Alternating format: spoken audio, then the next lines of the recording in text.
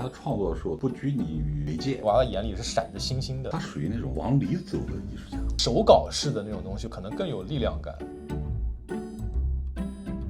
最近感觉有点丧，为啥？哎呀，不知道是天气原因还是什么原因，或者是整个大环境的气候原因。你在讽刺什么？就是看到很多负面的消息吧。这段时间可能你的情绪就会引导你去关注一些比较负面的东西。艺术这个领域呢，也没有什么让人值得兴奋的。最近上海有一个奈良美智的这个展嘛，上海的余德耀美术馆。他这次展有那个小屋子吗？就是他一贯都会有儿时创作的那个小屋子。其实我没太关注这个展，只是说勾起了说对这个艺术家，因为这个名字好像是已经变成一个流行文化了。文化符号。我第一次知道奈良美智这个人的名字的时候，大概是在2000年或2001年的时候。我去我同学的宿舍，那个时候摆了一个奈良美智的一个卡片，画了个小女孩那个，我还问他，我当时说，我说这你画的吗？第一印象挺深刻的。奈良美智其实他第一次真正意义上的个展就是2000年，也就是说从那个时候他可能就是进入到了大众的视野。他的艺术创作更多的是对个人的一种情绪的挖掘，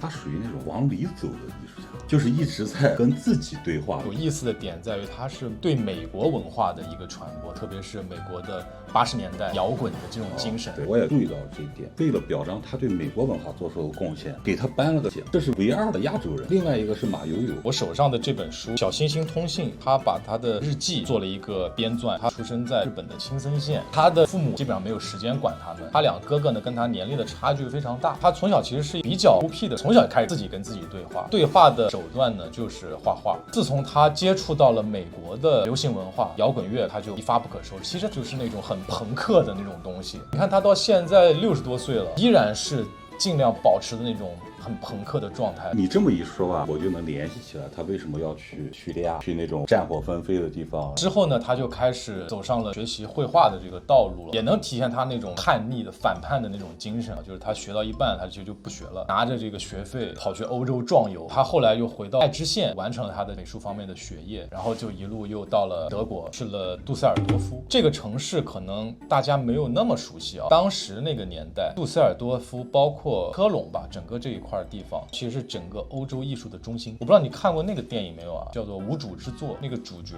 原型就是现今还活着的伟大的这个艺术家里希特，他当时就是在杜塞尔多夫。当时那个年代确实杜塞尔多夫是艺术非常发达、非常活跃的这样的一个中心。他毕业以后直接就是被科隆的一个画廊就签约了，很顺利的走上了职业艺术家的道路。它里面有描绘当时他在科隆的工作室的状态，他跟别人 share 的两个艺术家，其中一个叫做 Dan Asher， 从美国来的神人，他是在纽约当时文化最发达的时期出来的人，他也是画那些涂鸦啊什么表达自己。巴斯奎亚当时有称赞过丹亚士，说哦这个人画的挺屌的。丹亚士是年长于他嘛，他会有一直对前辈艺术家的那种崇敬的眼光去看他。虽然很多平常的事情他有些看不惯，比方说他里面写到一个细节，他们大家是要共用一个洗手台，他就说丹亚士经常在洗手台洗他的下体，人家是真摇滚，奈良还是他会有那种东方人的那种拘谨。奈良美智就是近距离的感受到美国前沿文化。他的艺术创作其实主要就围绕着一个比较固定的一个形象，比较邪魅的小女孩。你对他的画作有什么印象吗？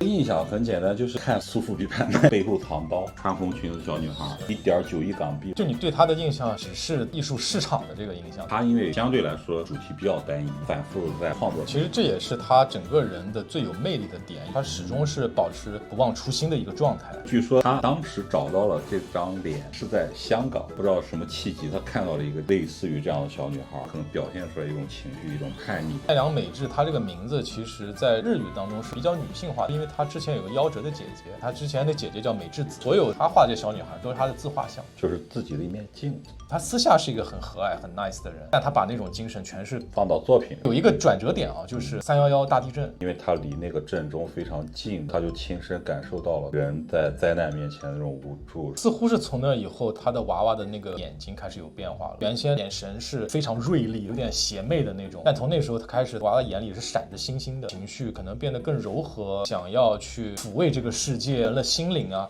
可能他是有这样的一种诉求了。我觉得村上隆可能就会更明显一点，他所有那种创作都是平民化、很市井，每个人都好像跟这个东西会有联系。奈良美智跟村上隆他们有过一次交集，在洛杉矶，那一次是奈良美智受洛杉矶的一个学校的邀请去做讲师，同期的另外一个讲师就是村上隆。奈良美智给予了村上隆很高的评价跟期待，他觉得村上隆是有机会能成为一个可以把东方跟西方的文化完全融会贯通的伟大的艺术家。奈良美智和村上隆，你会更喜欢哪一个？个人的审美的喜好，奈良美智的东西，我也是。奈良美智他手稿式的那种东西可能更有力量感，更随意。他的创作的时候不拘泥于媒介，有的时候甚至就在那种瓦楞纸上面可以做创作。我们在看这些艺术家的时候，我们会喜欢看他一些手稿、草稿创作过程，就好像端上来成熟的作品是一道菜，你想了解更多的关于这道菜，你可能要去看它的配料是什么，佐料是什么，火候是什么。刚才说这个上海的展啊，还会持续一段时间，因为算是他大型的一个个人的展。如果有机会能收藏他的一幅版画，也还是不错的。